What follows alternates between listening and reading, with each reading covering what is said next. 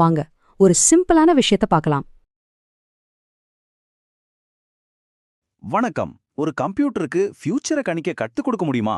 சும்மா கொஞ்சம் டேட்டாவை கொடுத்து அது எப்படி அவ்வளோ புத்திசாலித்தனமா முடிவெடுக்குது? வாங்க, இந்த செம்ம இன்ட்ரெஸ்டிங்கான விஷயத்தை பத்தி நாம இப்ப பார்க்கலாம். ஒரு கம்ப்யூட்டர் எப்படிங்க அதுவாவே பதில்களை கண்டுபிடிக்குது? இது நம்ம எல்லாருக்குமே இருக்கிற ஒரு கேள்விதானே. வாங்க, இந்த மர்மத்துக்கு பின்னாடி இருக்கிற டெக்னாலஜியை சிம்பிளா புரிஞ்சுக்கலாம். இந்த முறைக்கு பேர் தான் சூப்பர்வைஸ் லேர்னிங், அதாவது மேற்பார்வையிடப்பட்ட கற்றல்.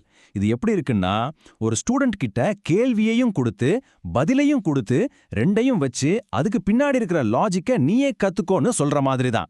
கம்ப்யூட்டரும் அப்படிதான். கொடுத்த கேள்விகளுக்கும் பதில்களுக்கும் இருக்கிற தொடர்பை அதுவே கண்டுபிடிச்சு கத்துக்குது. ஸோ நம்மளோட முதல் ஸ்டெப் என்னன்னா, ஏற்கனவே கரெக்டான பதில்கள் இல்லனா முடிவுகள் இருக்கிற டேட்டாவை எடுக்கிறது தான். இங்கிருந்து தான் கம்ப்யூட்டரோட லேர்னிங் ஜேர்னியே ஸ்டார்ட் ஆகுது. ஒரு உதாரணத்துக்கு, ஒரு கண் ஆஸ்பத்திரியிலிருந்து எடுத்த பேஷண்ட் டேட்டால பார்க்கலாம் வாங்க. இதுல பாருங்க, ஒவ்வொரு பேஷண்டோட வயசு, அவங்களுக்கு என்ன பார்வை பிரச்சனைன்னு பல தகவல்கள் இருக்கு. முக்கியமா ஒவ்வொருத்தருக்கும் என்ன தீர்வு கொடுத்தாங்கங்கிற பதிலும் இதுலயே இருக்கு. இந்த டேட்டால ரெண்டு முக்கியமான விஷயங்களை நாம புரிஞ்சுக்கணும். ஒன்னு, பேஷண்டோட விவரங்கள், அதாவது அவங்க வயசு, பார்வை பிரச்சனை, இதையெல்லாம் ஃபீச்சர்ஸ்னு சொல்லுவோம். சிம்பிளா சொல்லணும்னா இதெல்லாம் தான் கேள்விகள்.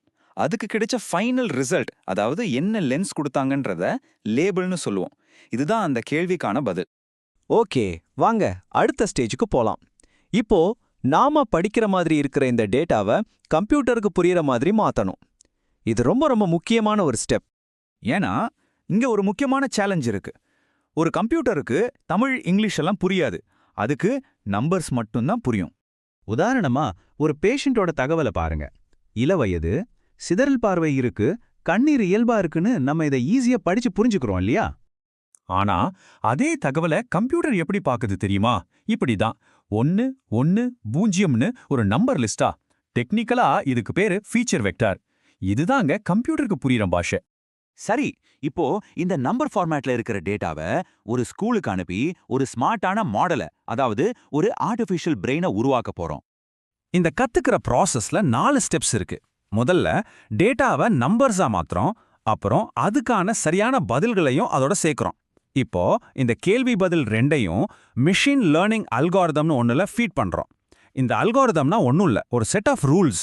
அது இந்த டேட்டாவெல்லாம் அனலைஸ் பண்ணி பேட்டர்ன்ஸை கண்டுபிடிச்சு தனக்குள்ள ஒரு புது மூளையை உருவாக்கிக்குது. இந்த மொத்த ட்ரைனிங் முடிஞ்சதும் நமக்கு கிடைக்கிற அவுட்புட் தான் இந்த ப்ரெடிக்டிவ் மாடல், அதாவது முன்கணிப்பு மாதிரி. இது ஒரு நல்லா ட்ரெயினான பிரெயின் மாதிரி. கத்துக்கிட்ட அனுபவத்தை வச்சு இனிமே அதுவே முடிவுகளை எடுக்க ரெடியா இருக்கும். சரி, இப்போதான் ரொம்ப இன்ட்ரெஸ்டிங்கான பாட்டுக்கு வந்திருக்கோம். நாம புதுசா ட்ரெயின் பண்ண இந்த மாடலை ஒரு ரியல் வேர்ல்ட் பிரச்சனையை கொடுத்து டெஸ்ட் பண்ண போறோம். இங்க பாருங்க, ஆஸ்பத்திரிக்கு ஒரு புது பேஷண்ட் வராங்க. அவங்களோட வயசு, பார்வை பிரச்சனைன்னு எல்லா விவரமும் நம்மகிட்ட இருக்கு. ஆனா இவங்களுக்கு என்ன லென்ஸ் செட் ஆகுங்கிற பதில் நம்மகிட்ட இல்ல. இப்போ முக்கியமான கேள்வி, நாம உருவாக்கின இந்த மாடல் இந்த கேள்விக்கு சரியான பதிலை கண்டுபிடிச்சு கொடுக்குமா? And the answer is yes. அந்த மாடல் அது கத்துக்கிட்டதை வச்சு இந்த பேஷண்ட்டுக்கு ஹார்ட் கான்டாக்ட் லென்ஸ் தான் கரெக்ட்னு ரொம்ப நம்பிக்கையோட சொல்லுது. இதுதான் இந்த முழு ப்ராசஸோட வெற்றி. இதுல இருந்து நம்ம புரிஞ்சிக்க வேண்டிய முக்கியமான விஷயம் என்னன்னா, நாம ஒரு கம்ப்யூட்டருக்கு ஃபியூச்சரை கணிக்க கத்துக் கொடுத்துருக்கோம். அது பழைய டேட்டாவையும் அனுபவத்தையும் வச்சு அதுக்கு முன்னாடி பார்க்காத ஒரு புது சிச்சுவேஷனுக்கு கரெக்டான பதிலை கணிச்சு சொல்லியிருக்கு. இப்போ ஒரு கேள்வி, கம்ப்யூட்டருக்கே இது எல்லாம் கத்துக் கொடுக்க முடியுதுன்னா வேற என்னவெல்லாம் அதால கணிக்க முடியும்?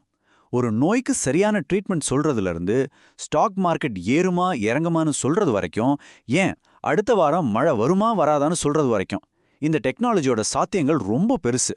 வேற எங்கெல்லாம் இதை யூஸ் பண்ணலான்னு நீங்க நினைக்கிறீங்க? யோசிச்சு பாருங்க. இந்த வீடியோ உங்களுக்கு பிடிச்சிருந்ததுன்னா லைக் பண்ணுங்க, ஷேர் பண்ணுங்க, சப்ஸ்கிரைப் பண்ணுங்க. தேங்க்யூ ஃபார் வாட்சிங்.